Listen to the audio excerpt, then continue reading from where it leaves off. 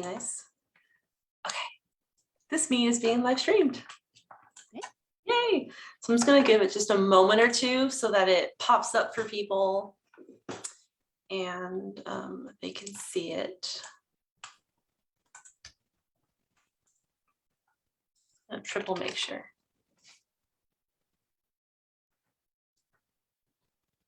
Yes, there we are.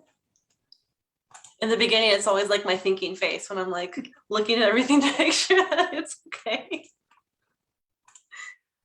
Alrighty. Okay, so we can just get started and hopefully people will join us in throughout the chat. So hello, welcome to Escondido Public Library's virtual author chat series. Today's mystery panel is in partnership with Mysterious Galaxy Bookstore, where you can purchase books by the authors, and you should totally do that. I'm your host, Jessica Buck. I'm a librarian here at the library, and today I am joined by authors Olivia Blacke, Elle Cosimano, and Mia P. Manansala. Yay! They're going to discuss their recent quirky, laugh out loud, cozy mysteries featuring women sleuths. I am so happy to welcome you to this program today and to welcome everyone watching. Thank you so much. Yay! And for everyone watching, if you have any questions for the authors throughout the program, just put those in the Facebook comments and we'll get to those as they come up. So let's just start really quickly with a little, hey, how you doing? I heard there was snow for you, Mia. Is there no longer snow? Are you now warm? No, like this is Chicago. You know, it's gonna be like, it's gonna be like 70 tomorrow and then slowing at night. Like that's all the highs and the lows. And what about you, Elle and Olivia? How's your weather? Are you comfy where you are?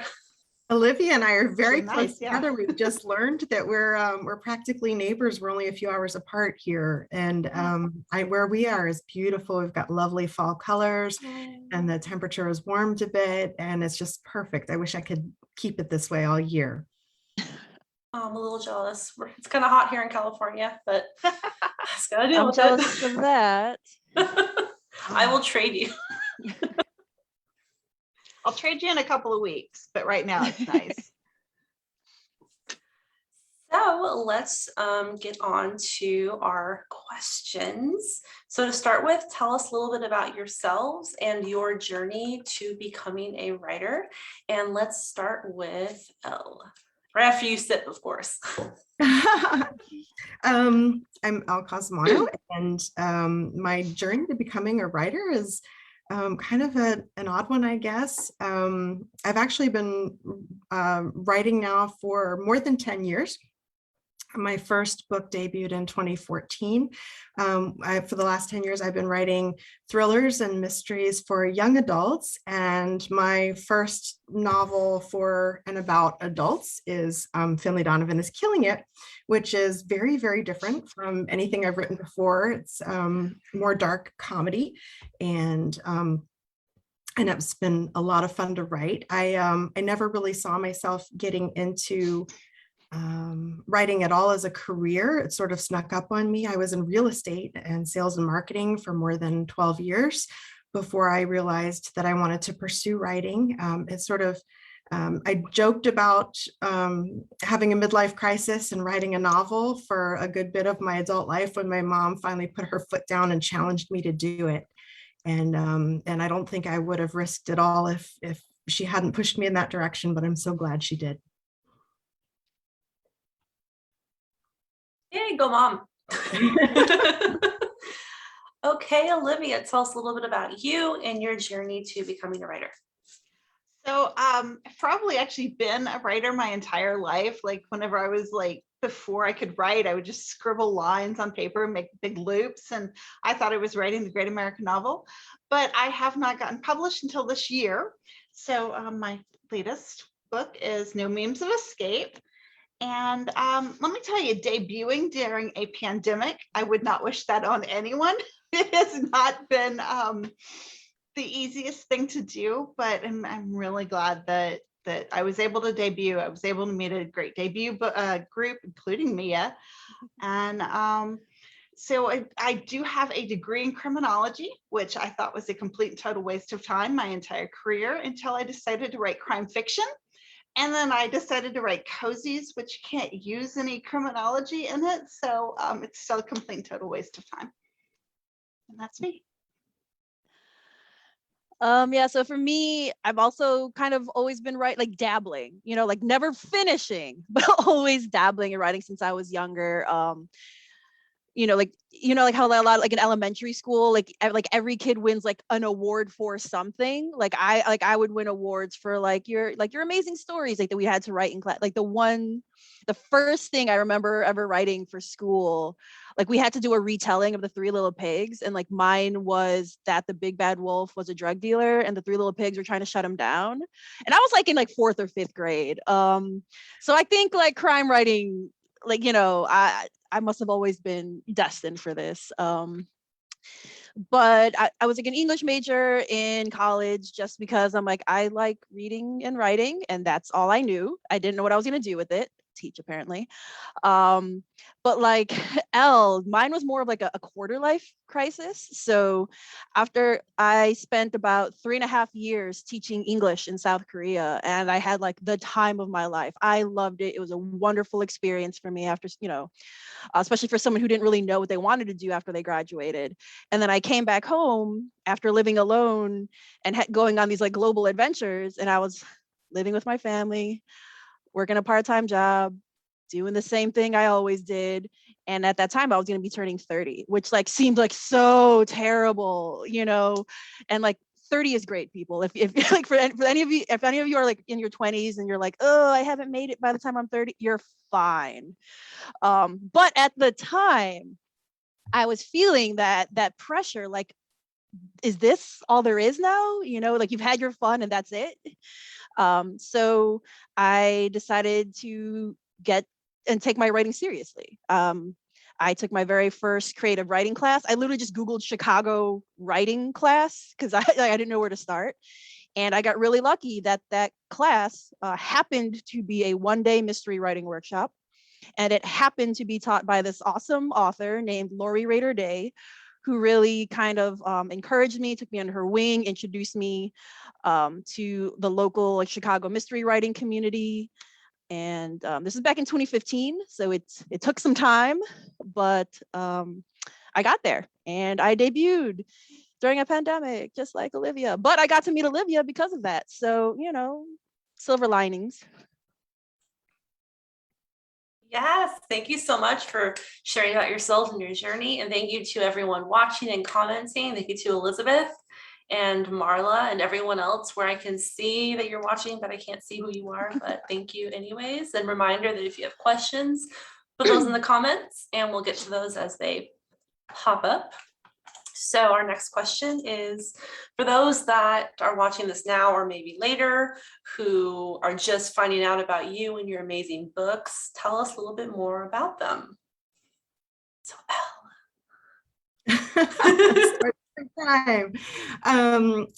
Finley Donovan is Killing It is the book that starts my series about a struggling single mom, recently divorced, who also happens to be a romantic suspense novelist. Her name is Finley Donovan.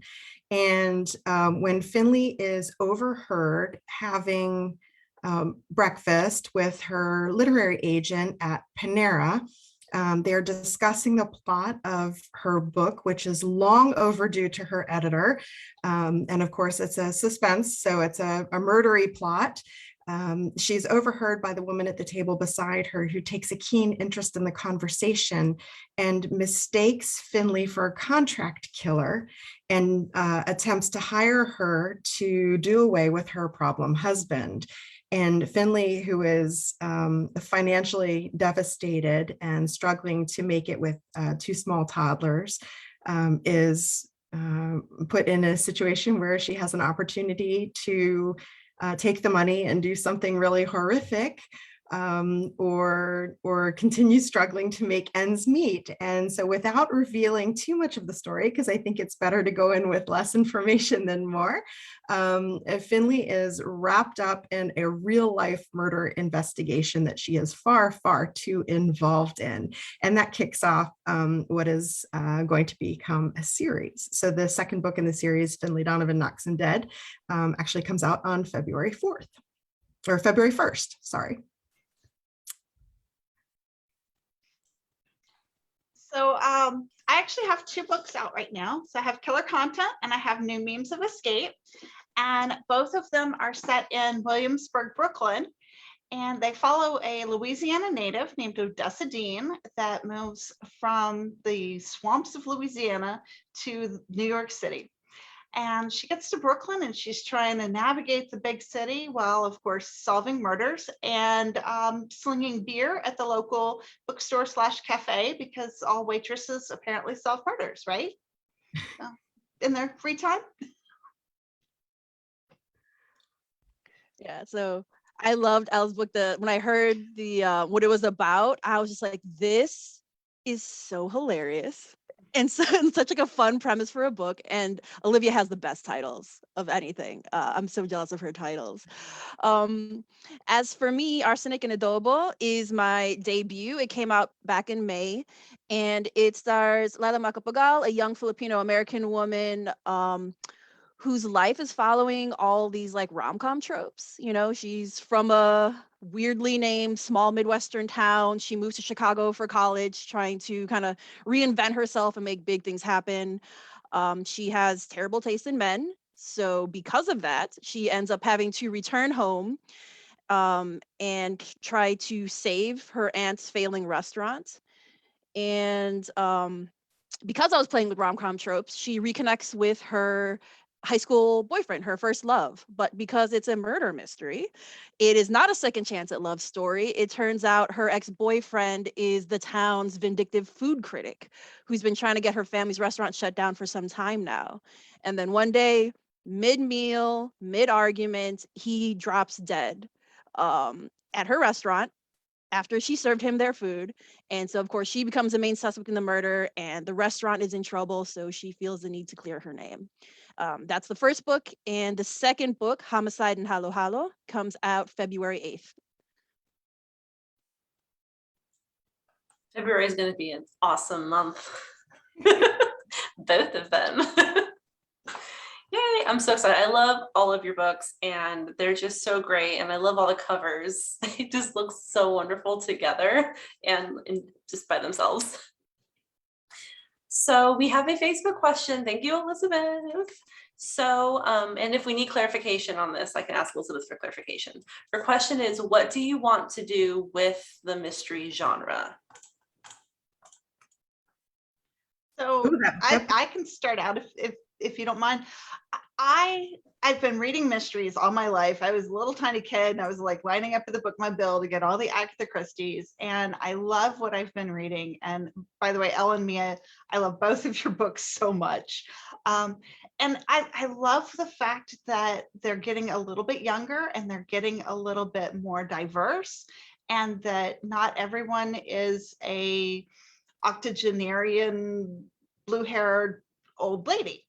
And I love seeing what is coming out, that it's a little bit edgier and it's a little bit more inclusive. And I love it. I've read one recently that everybody had their preferred pronouns throughout the book. And it's just like, this is great. I can read this. I can enjoy this. And just knowing that mystery is changing that way, that's what I like. I love what you said about edgier, because I think for me, one of the things that having written YA for so many years, we do a lot of genre bending in YA. We don't stick very rigidly to one particular shelf. And so it's not unusual to see lots of genres come together in this fantastic blend that makes for great storytelling. But you don't see it as much in the adult book market. And that was one of the things I struggled with when we went to sell Finley Donovan to a publisher, because we weren't exactly sure where on the shelf it would go. And And I love to bend genre. I love to play with it. I love to mix them. I love to, stay true to the story versus just try to make it fit in one particular place on a shelf. And one of the things that I really love is that some of the books that are coming out now are sort of blurring those lines of cozy, or what we've always seen as cozy, and that we are able to have a little bit more fun with a little bit of edgier content, and yet keep them light and rompy and fun. And I love the fact that we're seeing some really dynamic heroines and really diverse heroines, and we're seeing just our 3 books alone, in terms of like describing our amateur sleuths. They're all into different, they're all at different stages of their lives and into different things, and they have different occupations, and it just makes for really interesting reading. And so while I think it's a lot to put on one author's shoulders to say, what are you going to do for mystery? What I enjoy doing for my mysteries is mixing them up as much as I can. And I love that the industry is starting to let us do more of that. Yes, absolutely on both of those. So, I mentioned I started writing in 2015. So this is my debut, but it's not the first book I wrote or tried to sell. So the book I finished before this, and I got my first agent with, was called Death Comes to Comic-Con. And it involved a queer Filipino millennial geek solving a murder mystery at a comic book convention. And it got me a couple of awards. It got me my first agent. And it even got to acquisitions a few times. And for people who don't know what acquisitions is, you need a lot of yeses, basically, to get your book published. So, you need to find a literary agent who's willing to represent you. You need to find an editor who wants to take you on. And then acquisitions is the sales team. You have to convince them that you are a good risk. And to quote some feedback that my first agent had gotten, they said I had no audience, because I was writing young Filipino Americans in an adult mystery space. And not only that, it was, a traditional murder mystery. Like it wasn't cozy, but it was absolutely amateur sleuth, traditional mystery from beginning to end. It didn't stray from any of those tropes, but they didn't know who I was writing for. And an editor straight up told my agent that traditional mystery is for older white women, and nobody would read my book, and that I should try YA instead, because YA is actually much better about diversity and, being more experimental with genre. So what I'm showing to do is, as you said, like it's not fair to put it on anyone's shoulders.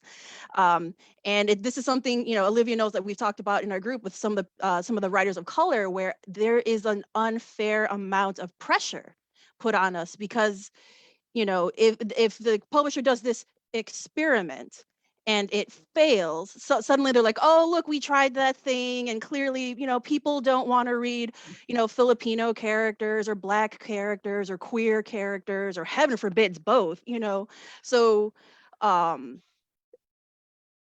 one thing I am proud of is, showing is just like, hey, there is an audience for this. You need to know how to market it. You just need to believe in it. You need to like maybe play around, maybe like in the past, like it's not untrue that lots of older white women love mystery, but that's not your only audience. And it feels a little kind of, self-serving to only market it that way. So of course you're not going to find a new audience if you're not making things for them. So.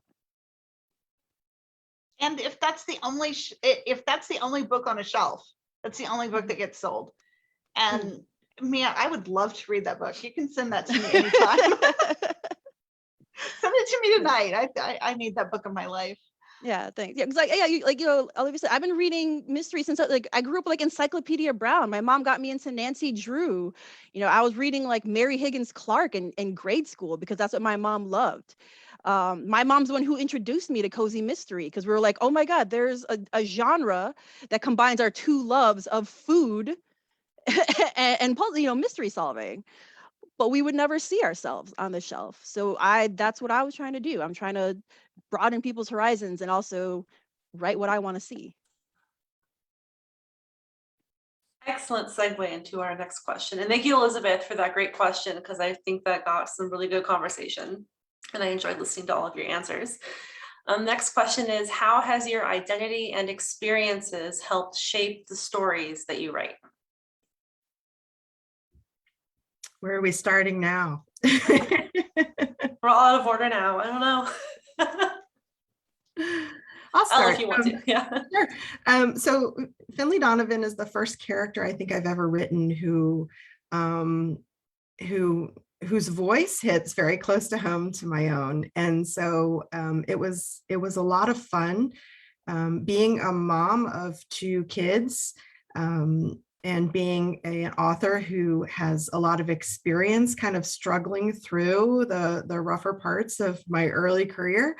I had a lot of things in common with Finlay. And so, I think that sort of helped inform that character, my own life experience as a mother. And while I'm very, very fortunate, I have a fantastic partner. I've been with my husband we've been together for 30 years, and I couldn't do it without him. And he's super supportive. Whereas Finley's going at it alone. She's recently divorced. She's really struggling in that regard. I'm very, very fortunate to have an amazing support system.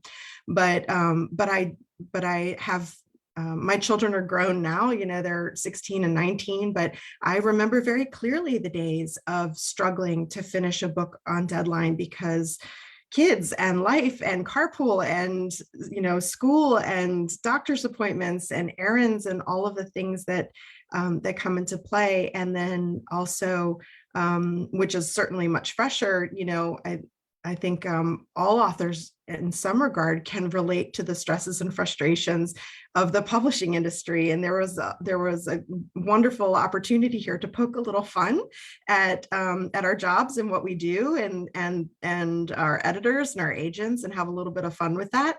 And it was a little cathartic at times also. So there was quite a bit about my own life experience, both as a mom and at times as a struggling author, trying to juggle both of those worlds, that went into building this character and creating the voice that was going to narrate the story. So like my main character, Odessa, I moved to New York whenever I was very young. I was just barely 20, and I'd moved from the South, and it was quite a culture shock. So I like to think that my love of New York City, and also that whole fish out of water feeling that I had moving there, kind of comes out in Odessa. So granted, I've never had to solve any murders, but there's a lot of situations I describe about apartment living in New York specifically, that it's one of the subplots of No Means of Escape. So if you've read that, you see all of these horror stories that all of her friends have, and every single one of those has been an apartment I have lived in. So there's one story that's just kind of thrown in there that was a friend's story. Every other story in there, I've unfortunately had that experience. So it was kind of like Elle said, cathartic to get all of that on paper. And it's so funny because my editor kept coming back to me saying, this is not believable. And I was like, here's my address, here's where I lived here, this is what happened, you can call my neighbors. And it was all true, unfortunately. I'm just thinking like everything Izzy had to go through, and I'm like, oh no, young Olivia. Yeah, and everything no. Izzy's done, I've done. So I have really bad living housing situation karma. I just do. Oh, well, and you haven't solved a murder yet, but that criminology degree is going to kick in someday. Right, yeah, like allegedly, right? So for me, I mean, like obviously, like there's a lot of like superficial things. Like we're both young Filipino American women from the Midwest. She is from Shady Palms, Illinois, which is very much a fictional small town that I created that's just outside of Chicago. We both come from multi-generational households. So she was raised by her aunt and paternal grandmother, and she has like a large Filipino community, a lot of aunties, lots of opinions. I grew up with my maternal grandparents, my parents, me, my brothers, my cousins, a lot of people coming and going. We were one of the way stops basically for people like coming from the Philippines who needed a place to kind of settle for a minute before they found something steadier and move on. So I grew up in kind of a big family in that way. That was my Filipino community. And then but I was very careful to not make her a self-insert character, because I kind of did that with my first one. I was working out a lot of things with my first book. With this one, I knew people were going to immediately assume like we're the same person. So I was trying, like, I started very superficial. I'm like, I'm fairly tall, so she's short. Like I have a big family, and I'm the eldest daughter in an immigrant, so she's an only child. So I started, she needed a hobby, so she loves running, and I hate it. So, just like really, really little things that I built on. But there's like a core big fish in a small pond kind of feeling that we both had growing up. And also in an interview, someone pointed out that like our character arcs are actually kind of similar. So like I mentioned earlier that I started writing because I had left, literally went overseas, came back and felt stuck and wanted to do something new with my life. And then interviewer was like, oh, just like your character, right? Because she left her small town, moved to the big city, and then, for reasons she had to return, and now she doesn't really know what to do with her life. And I was like, oh, my subconscious was working so many things, that I didn't even realize. And so, a lot of our core, but I think also that's part of being a millennial. I turned 35 next week, and I still don't feel like an adult, and I still don't feel like I'm really settled, and I'm still trying to figure things out, and she's 25, where she's at that age where she thinks she knows everything, but she's still somehow so lost, and I feel like that's something we definitely had in common. I love that realization of, oh my gosh, I didn't even realize. That's great. Writing is weird. You put strange parts of yourself in there, and then people see you in the page, and you're like, oh no, don't look at me. And we had a comment. I'm trying to get to it now. I clicked, and now Facebook took me, and everything looks strange. Where are you? Okay, Karen commented. This was about the previous question, but I think I just want to share it. She said, sad to hear about the narrow-mindedness of acquisition people. As an older white woman, I want to read about a lot of different people and look forward to reading your stories. So thank you for sharing that, Karen. That makes us all happy. And so we have another Facebook question from Elizabeth. Thank you, Elizabeth. And I think this kind of works well with what we've been talking about. This is a question about the mystery genre. Do you think it's a genre that can change people's opinions and introduce them to new cultures and ideas? Definitely. I cannot tell you how many times I have read a cozy and immediately had to go search out for that food. So if I'm reading a book, like if I'm reading Arsenic and Adobo, I haven't had Filipino food for years, and I'm reading this during a pandemic where I can't leave my house, and that's all I wanted. So I think even just introducing to a food that maybe you haven't tried is amazing. I think Jennifer Chow is writing something right now that takes place in a night market, and just reading the descriptions of her book, I haven't gotten my hands on it yet. I think it's going to be out in another year or so, makes you want to go to a night market. So that can change your mind right there. Sorry about the dog. That's Bailey Cakes. Yeah. And another thing is, like, when you put it in something that's entertaining, it's easier for people to digest. I mean, I'm not gonna lie, there are some times in my books, like my editors have to be like, off the soapbox, work it in more like organically. And I'm like, okay, you're right. But I mean, like, we write crime fiction. Yes, we make with the ha-has. Yes, Olivia and I are very careful not to put in swears, which might not seem realistic. Yes, there's cutesy animals involved, but at the same time, we are still dealing with crime in all its forms, and people are messed up, and social justice, which is just people like me existing somehow, but it's in bite-sized way, like you're like, oh, this is so much fun, and like you're just it's entered organically, as I said. There's this one series I read because I moderated a panel about social justice issues in crime fiction. And I remember being one of those people who literally judged the book by its cover, because it's a series by Kathy Cravat, I think, or is it Kathy? I think that's her pen name. And it's a cat cozy mystery series. And I remember looking at the cover and being like, oh, a cat, all right, but I wanted to read it so I can prepare, thoughtful questions for the panel. And I read it and I was kind of like ashamed of myself for just like immediately assuming that, oh, because there's a cat, it's going to be like really twee and there's not going to be any depth to it.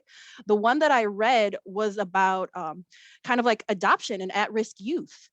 And it had, again, for being a light-handed approach at it, it dealt with such important topics in a way that wasn't like shoving it in your face, that I was just like, oh wow, this is how even lighthearted mysteries can show people like sides of things that they don't really know. Like mine kind of touches on the opioid epidemic that's happening in many like small towns, so I think it's absolutely possible. I think mysteries too, just by their very nature, the whole idea of a mystery is peeling away layers of story. And so, every great mystery has so many layered elements to it. They're that are kind of slowly and very gradually being revealed. And so many of those are character and setting and time period. And so it's not just the plot of the whodunit that we can peel away. We have an opportunity to peel away so many beautiful layers and tell lots of things through one story. Kind of like Mia was saying, is like kind of we tell mysteries in little bite-sized pieces, just kind of peeling away layers of story for these big reveals and these amazing, aha moments. And so I think just by the nature of mysteries themselves, they lend themselves so well to all kinds of discoveries for readers.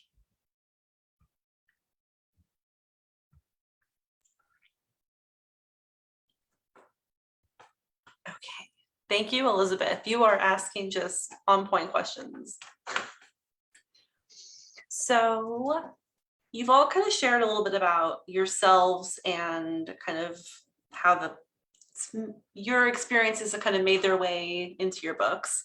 But where does your just inspiration itself come from? Like, do you just have an idea and then you just start writing? Do you think of the characters first? Do you think of like, what's the first thing that happens? Do you plot everything out, or do you just write and hope that when you get to the end that it's okay? Like, what's your process? I guess I can start. All of mine are different, honestly. I've had entire book ideas that have come from a GIF. I've had people watching moments where, something has struck me as poignant in that moment that have inspired the idea for a character.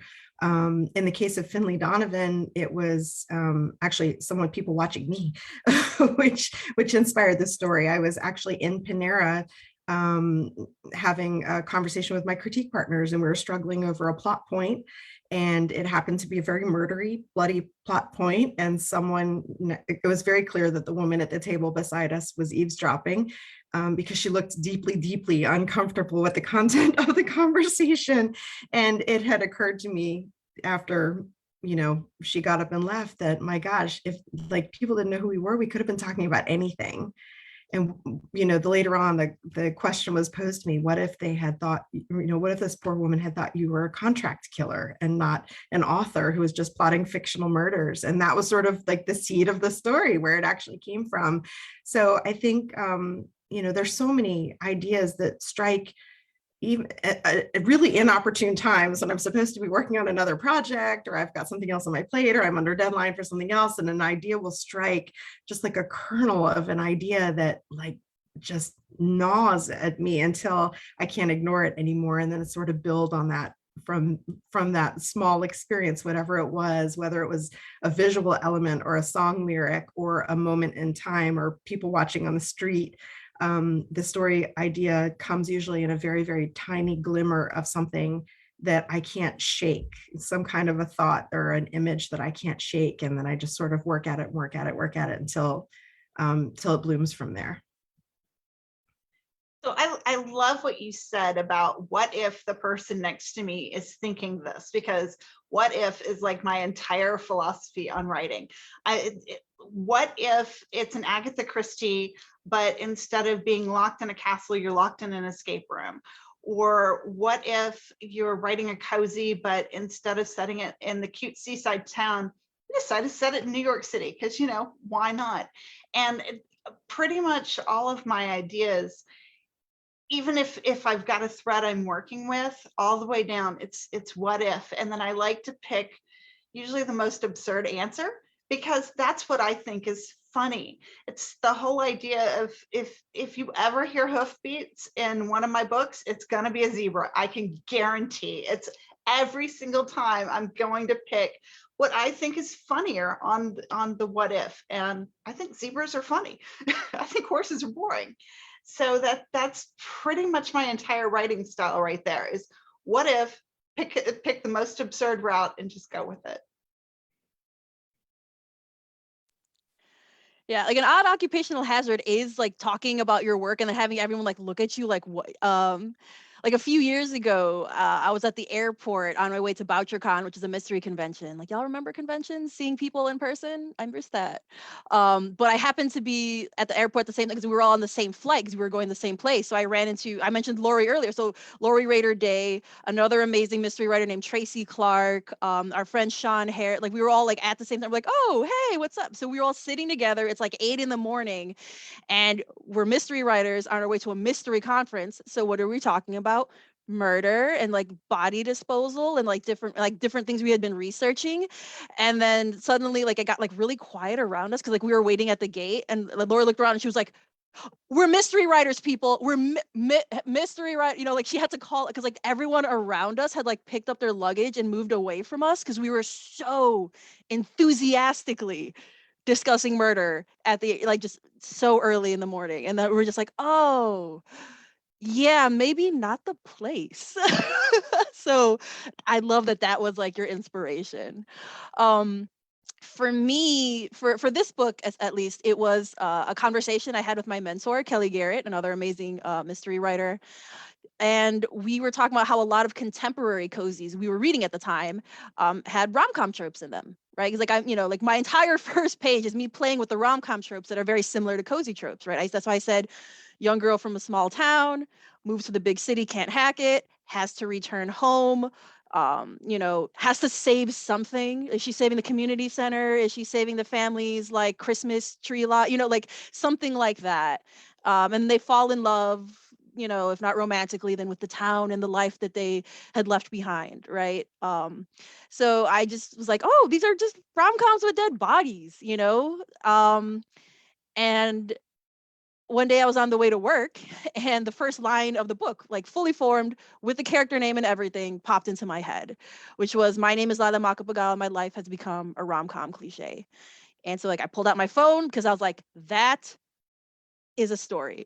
And I was like, so I wrote it down in my notes app, and as I was writing it, the second line came in, which was not many romantic comedies feature Asian American leads or dead bodies, but more on that later. And so like those two sentences, I was like, I know what this book is. And like and it just kind of went from there. I love that. And I love the comments that we have right now from Elizabeth saying, can you imagine what would happen if someone else heard my conversations as a romance writer? And then she says, what about our editors who edit both mystery and romance? What if they were investigated by the police? The search history. body disposal, body positions. Like there's all kinds of stuff. There's a lot of overlap there. Yeah. Different tools used for different things. Some of them can be used for both. Oh, Thank you, Elizabeth. I know, please keep the comments coming. Mia. So next question, what did you enjoy the most about writing your recent book? I guess that can be like the one you just finished, even if it's not out yet, or whichever one you want to talk about. I think for me, it was writing something that was fun and funny and light and brought people joy during a really dark year. I think the timing of these kinds of books is has been it's been so needed. I think the last few years have just been such a dark time for so many people. And I'm seeing and hearing more and more people say that they're having a harder time reading heavier content, that death in general can be hard to read in a time when we're hearing about it and being bombarded about it from every direction. And I think that becomes a challenge for thriller and mystery authors alike, just kind of adapting with the times. And because so many of us write kind of so far ahead of our publication dates, none of us could have seen this coming or known how long it would last. But for me, working on a comedy series when the rest of the world just really isn't funny right now, it's brought me joy, but so much joy hearing from readers who say that it's nice to laugh and nice to pick up a light book that can deal with death in a way that is, fun. And it seems disrespectful to say that we're dealing with death in fun, rompy, and hilarious ways, but really it's we're bringing light to a very dark subject. And I think for me, writing comedy this year and last year especially, it's been good for me, but I hope it's also been good for my readers. It's been nice to bring a little brightness to someone's day. So, yeah, following something that deep. Whenever I was writing No Means of Escape, it was due the day that my state locked down. So that gives you kind of an idea of how long it takes from writing a book to publication. But with No Means of Escape, I'm lucky that my best friend and his husband are escape room junkies. In fact, my bestie has worked at escape rooms before. So I had not only like somebody to talk to, but I convinced them to fly to DC and do an escape room with me because I wanted to be able to watch like professionals at work. And let me tell you, they just like ripped through this room like it was nothing. And unfortunately, we failed. But the only reason that we failed was the person who had set the room before had left out a clue. So there was no possible way that we could have solved the puzzle. But to be able to go to an escape room with my best friend and call it research, I mean, right there, it's a tough life, let me tell you.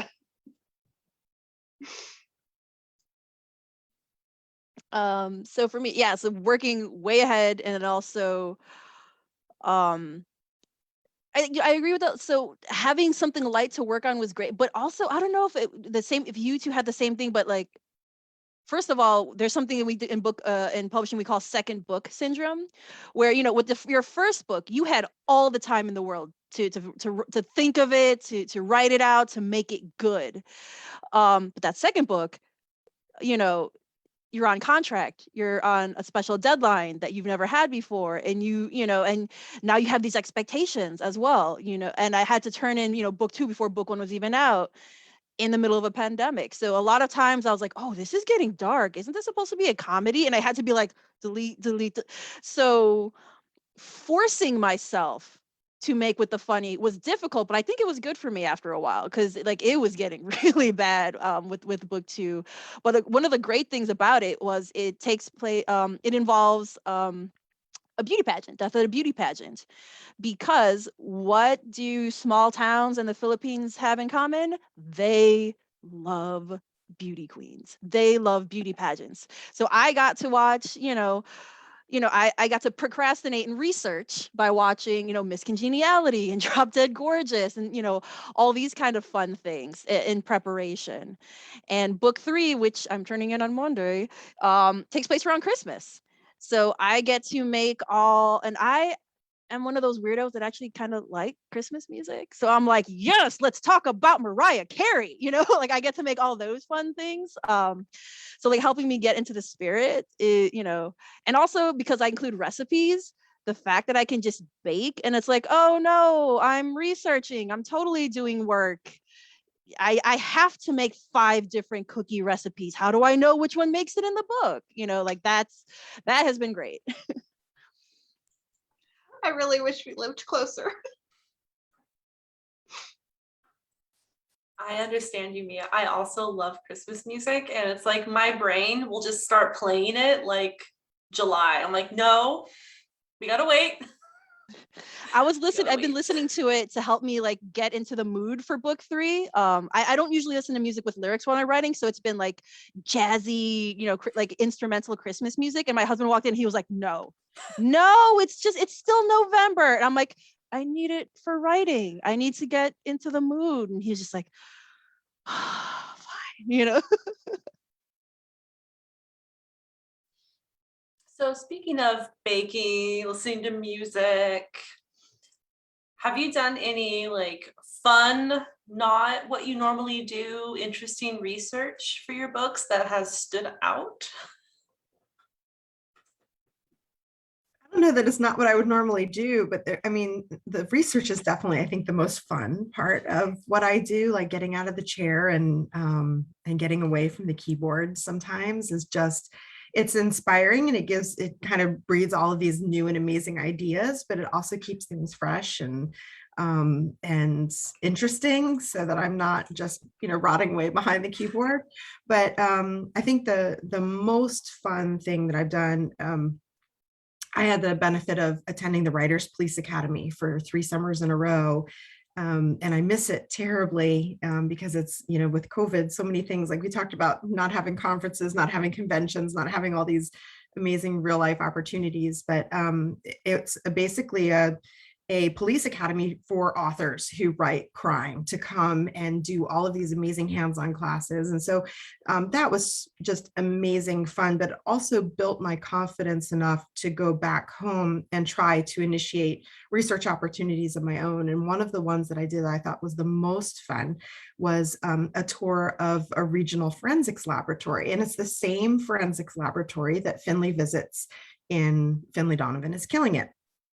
And so I got to spend an entire day visiting all of the different departments within the Northern Forensics Lab in Manassas, Virginia, talking with some amazing professionals, just getting the coolest story ideas and kind of just being there, experiencing it firsthand. It was the most fun.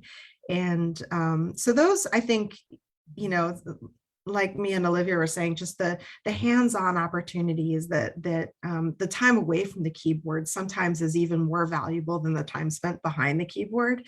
And writing crime fiction, there's so many opportunities to do some amazing things.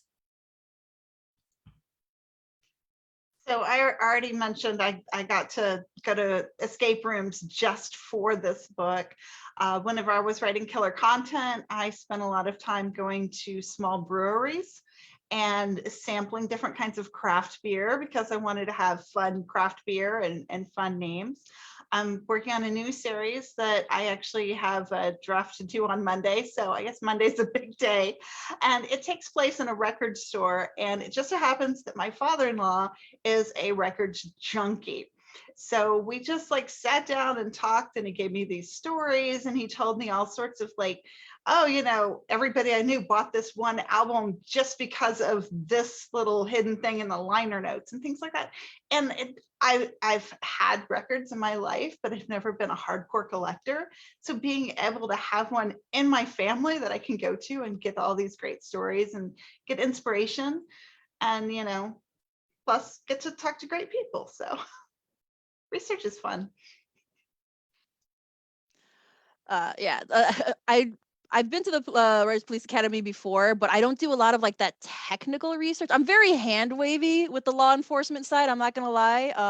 That's very much where like I'm writing fiction, people. I'm sorry, but in the name of research, book 3 involves a winery, so I had to visit, a winery because like I'm sure a Midwestern winery is going to be different than a California winery. So I had to do the hands-on research for you all, right? That's how much I care.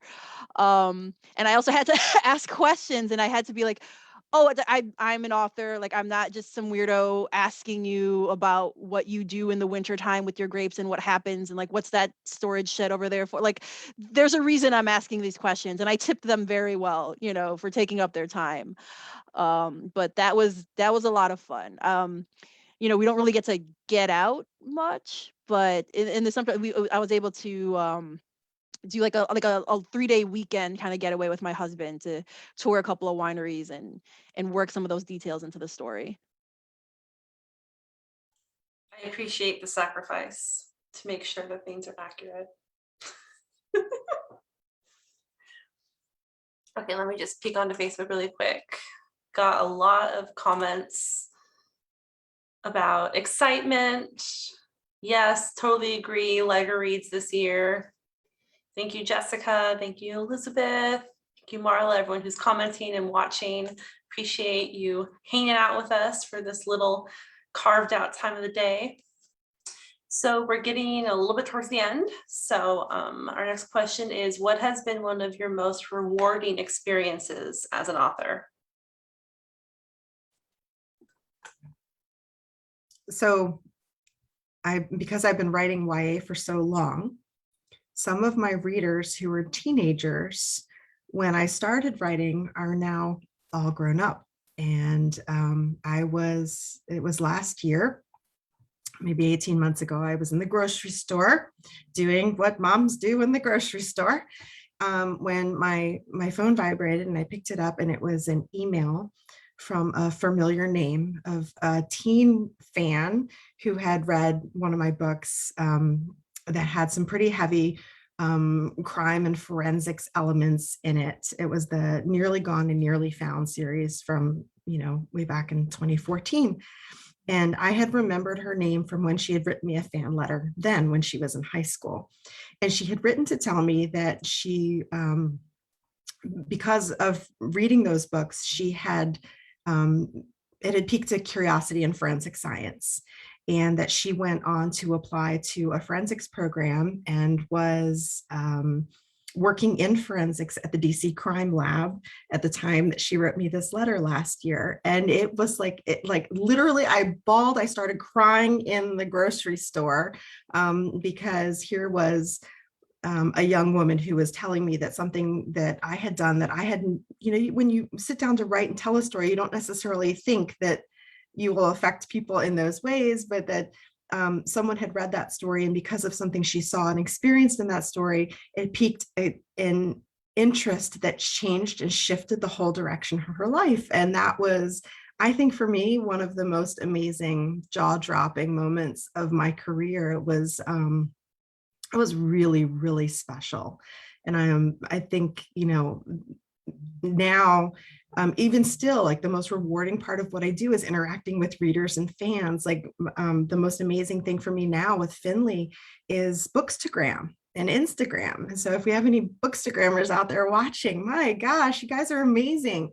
And I have so much fun interacting with you and hearing about how you enjoy something that I've written. And it's, for some, for most of the time, I'm probably speaking for all of us when I say a good bit of the time we spend alone in our own heads, trying to figure out if anyone is going to relate or connect or read any of the words and work that we're putting into it. And for me, the real joy comes from sharing those characters and those stories and seeing and hearing how much you enjoy them. That's amazing to me. It blows my mind every time. And so, yeah, I think engaging with readers that really connect with the characters I've created is got to be the most, just the most incredible part of what I do. Starting to get all teary. Like they got unmuted, I'm sniffling.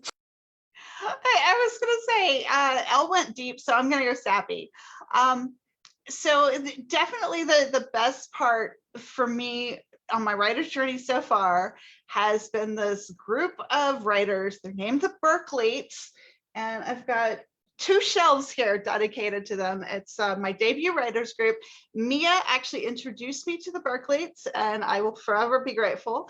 I can't see who's on the comments, but I can definitely recognize Elizabeth's voice in her questions. She's in the group too. And just meeting these writers and being able to spend time with them, especially in a time that we can't go to conventions.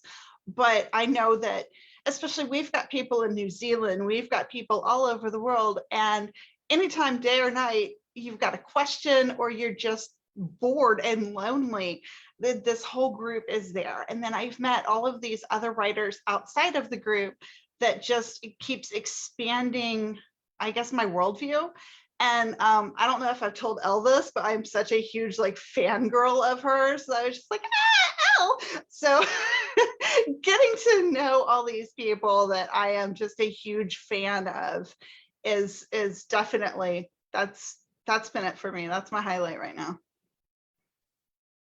Again, piggybacking up because it touches on both. I don't know how I would have made it through 2020 or my first year, as a debut without the Berkeleys. And Olivia was kind enough to be the very first person who blurbed my book, who read it and gave a comment. And so I was like, oh, who is this? And I looked her up. I was like, oh, I slid into her DM so fast to friend her. Don't be afraid to make writer friends. We kind of need each other. It's the good kind of sliding into the DMs. Yeah, I know. Nothing weirdly suggestive. It's just like, hey, thank you for reading my book. Your book looks awesome. What's up? And as Elle said, I wrote my book for myself. I'm not gonna lie. I wrote it for me and I wrote it for my mom. And if no one else had liked it besides me and my mom, I still would have considered it a success because I did what I set out to do. But getting messages from readers, especially other Filipino writers who are like, I've never seen a Filipino writer before, or, I've never known that, Filipinos can do genre. The one letter that stays in my head the most is, because I'm also a book coach, I coach up and coming writers as well. They said they were also Asian American. They were an up and coming writer. They've been trying to write for years, and mystery and thriller was also their favorite genre. But every story they wrote always had a white protagonist because in everything they've read, the protagonists were always white. So they thought there wasn't room for an Asian American lead. And then she said, but then I read your book and I loved it so much. And I realized that the choices she was making was subconscious. She wasn't just like, no one's gonna buy Age. I'm just gonna write what, she unintentionally, subconsciously was making only white characters because that's all she had seen in the books that she read. And then she's like, and then I saw your cover and then I read your book and I was like, oh my God, this is possible. I can do this. I can do this. And I was just like, I threw my phone at my husband. I was like, look at this. I couldn't believe that someone, took my goofy book about a cookie baker solving a murder with her adorable dog and some gossipy aunties and got that kind of message from it. It's amazing. It really is. You guys are making me all teary. It's I just think about something else. Can't be sniffly. You have to ask another question. Okay, well, this worked well into our next question, and that is, what is the #1 piece of advice that you would give to an aspiring mystery author? I think Olivia and Mia already kind of hit the point home here, but my number one piece of advice is find supportive peers, friends who will support you unconditionally through the challenges of writing a book. I mean, it's a tough thing to do. There are obstacles at every turn. There's so many opportunities to tuck tail and say, I'm not going to try anymore. And really, I think for me, it was encouragement and support and unconditional support of the people around me that made it possible. And so I think, and for me, it's also a big part of the joy of what I do is, so much of what we do alone. Writing is, we say it's a solitary profession, but it doesn't have to be a lonely one. And I think for me, one of the more fun parts of what I do is interacting within the writer community, making friends, meeting other people who do what I do.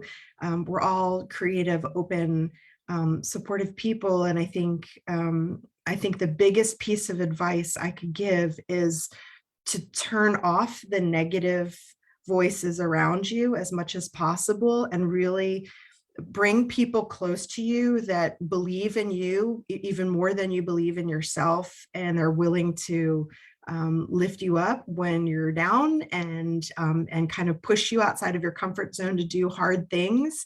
Those are the people you want in your corner. So yeah, I'm actually going to piggyback off of Elle and Mia here. My only advice, or my biggest advice, I guess, would just be to read. And to read everything that's available, read the old stuff, read the new stuff, read everything in between. And then as you're reading, look at it and say, what if I did it this way? What if I did a self-insert? What if the character didn't look like that character or didn't live in that city? And what works for me and what doesn't work for me? And everybody wants to be completely different and unique, but unfortunately we've got these things called genres, and that's how you market a book. So you've got to be able to read, to know your genres, but then what can you do to twist them up? Elle was talking about in YA, you do the genre bending, and then Mia's got a rom-com with murder. So we're changing, we're twisting things up. So read what's out there, and then do it better, make it unique, make it yours. Oh, they are into good. So I always say, like, yeah, build your community. And don't wait until you have something. You don't have to have a book. You don't have to have a deal. I started, again, I always shout out Lori and Kelly, Lori Rader Day and Kelly Garrett, because they're the ones who kept me going after all the rejections, after all the doubt, after me thinking like, why am I even here? Like, editors have literally told me there's no place for me here. And they're like, no. So build your community early, read widely, read deeply, and then also find your voice. And then don't let anyone, oh God, I was gonna get really, really like, and don't let anyone take it away. Don't let anyone tell you that that's not the right voice, that you can't write in that way, right? Again, like if I had given up after that first book rejection, people telling me like, oh, you're a great writer, but no one's gonna buy your books. And I had completely changed the way I wrote, or I had completely changed my voice, I wouldn't have been as, I don't think I would have reached people in the way that I did with this book, because I was not writing to trend. Books take a long time to write and they take a long time to sell. So if I had just been like, well, I'll write what's trendy now just so I can sell a book, writing is too hard and too difficult and too soul crushing for you not to do what you love, and not to write what you love, and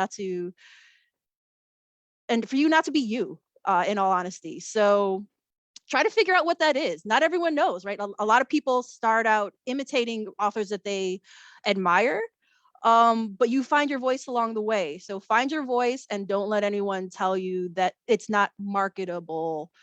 Eventually, you'll kind of find your place.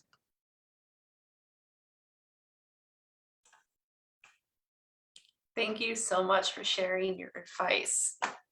Joanna says truth and inspiring. That was great timing on that comment. It popped up right when perfect timing, Joanna. Just want to give a shout out to Elizabeth again. She says, love you, hashtag Berklitz. So, no. Jessica, thank you for commenting. Jessica, what was she saying? She loves all of y'all's books so much. Thank you, Jessica. Thank you to everyone else who's watching and doesn't want to comment. It's okay. Some people are shy. Be proud of who you are. So now we have our closing question because we're at the end. And this is one of the questions that we always ask, and it's my favorite. And sometimes it makes me get all teary-eyed, and I'm gonna try not to. But what is your favorite library memory? My very favorite library memory is actually fairly recent, and sort of surprised me. In 2015, I was volunteering at a small local community library. And so I would go in every week and shelve books and, work on the computer and input new donations for books. And so we had people that would come every week, and everyone kind of came to know me as the volunteer youth services librarian, because I was really determined to build a YA and middle grade and chapter book section for this library. Well, we had one woman who would come in every week and collect and gather her new books for reading. And I had noticed over time and helping her check out her books that she was very into mysteries. And there was one day she came in particular, was very grumbly. She was not the most pleasant person. She was very grumbly, and I heard her grumbling about not being able to find any decent mysteries to read. And so I offered to help. At the time, I had just the month before been nominated for an Edgar Award. And so she sort of, no one knew this at where I was volunteering, but she looked down her nose at me when I offered to help her find a mystery, and made a comment, kind of a flippant comment, about how I probably wouldn't know a good mystery if I had it in my hand. And I reached for one of my favorites, which was The First in the Dublin Murder Squad by Tana French, in the woods, and I handed it to her, and she, brought on her glasses and she studied it, and there was a big Edgar sticker on the front, and she said, "Oh, well, this is an Edgar winner. It must be good." And she turned around and just walked out of the library. And I just remember, thinking to myself that this was going to be one of those moments I would never forget, as both an author and a volunteer librarian, that, sometimes we take for granted that, we make assumptions about people's tastes and what they read and who they are. And that particular library memory really stuck with me. So for me, it would definitely be a little kid, voracious reader, and we had a bookmobile that would come, I think, twice a week. And so I would check out the maximum number of books, and I would read them, and I would bring them back. And it was so much easier than actually going to the library. So I love librarians. I love bookmobiles. And I showed up one time, and the librarian was like, I don't have anything for you. You have read every single book in the bookmobile, because I had to convince her that I was allowed to read some of the older books, because I was very young, and they had like, oh, you can read to this grade kind of thing. And I was like, no, I'm going to read every book in here. So I read every single book in her bookmobile. And then she was like, but hold on. And she brings out like this tote bag of books I'd never heard of, authors I'd never heard of. And it was sci-fi, and it was mystery, and it was everything. And she was like, I brought these from home. Here, try these. And it's so just, it was great. And I don't know how much of my shelves you can see, but I read everything, and I read all sorts of genres. And I think part of it is because of librarians like that weren't like, oh, you can read Nancy Drew, but you can't read anything else. And she was just like, here, have some fun with it. And that's it for me. Yeah. I mean, kind of similar to Olivia, like I didn't grow up with libraries. I didn't live in the hood, but I lived hood adjacent, shall we say. And the library was in an area that my parents were not comfortable with me going. Let's just put it that way. But my mom worked at Walden Books. back when those existed. And you were allowed to use it like you were able to like if you were an employee, like you were able to check out books, you had a great discount, they got ARCs and stuff all the time. So she was always bringing books home. And my mom was not, you know, she's like age reading them, but she's like, no, you're smarter than I am. Here, you know, let's read some Mary Higgins Clark together. You know, I was 10 years old, and that's how it, you know, so I never had that kind of age restriction either. But I'm actually a library worker now. I started last year, and I work in the youth services department. So like my library memory is right now I'm teaching a youth writing class for NaNoWriMo. And there's only one person in it, but she is brilliant, and mystery is her favorite. And so like I'm helping her write her very first story, and it's a mystery, and all the things she's coming up with are like blowing my mind. I was just like, oh, yes, Natalie, that sounds so good. But you know, you have to include this. She was like, oh, well, and then so like me and this 13-year-old are plotting this mystery together, and it gives me so much hope for the future of our genre. And you know, as someone, you know, who doesn't have kids, and I was a teacher, but I taught adults, like, wow, the young people are brilliant, and they'll continue to surprise me. And I love that about working in the youth services department at the library. Like I get surprised by our patrons all the time, usually in good ways, but all the time. I love hearing that. I love hearing that, Elle, that you, because I didn't know this, even though like I researched you guys, somehow I didn't know this, Elle, that you volunteered, and Mia, that you're actually working in the library. But that is fantastic. I love it. So our last question is just, what's next for you? What books coming out? What should people be looking out for? Are there any events that people should know about? Anything like that? Well, the sequel to Finley Donovan is Killing It, Finley Donovan Knocks 'Em Dead, is going to hit shelves on February 4th. So this one, keep your eyes out for this one. This one is the next one coming. I am also hard at work on Finley Donovan 3 and 4, yet to be titled. But we did extend our contract with the publisher. So we've got 2 more Finley Donovans in the works. And hopefully here very soon, I'm really hoping we'll have news on the TV option, which Finley Donovan has been optioned by 20th Television Studios with Marlene King set to produce. She was the brilliant mind behind the production Pretty Little Liars. So we are in the process of trying to find our Finley and our director. And so we've got fingers crossed that we'll have more information about that very soon.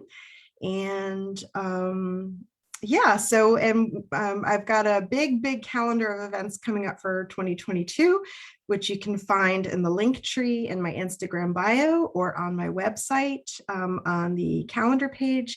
You can keep up with me there. We've got hopefully a combination of virtual and live events coming this year. We've got our fingers crossed for that.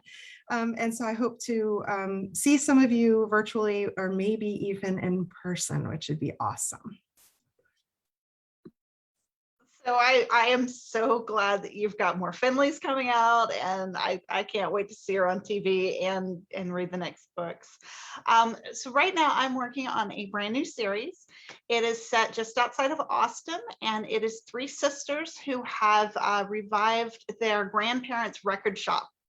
And the first book is called Vinyl Resting Place, which I love that title.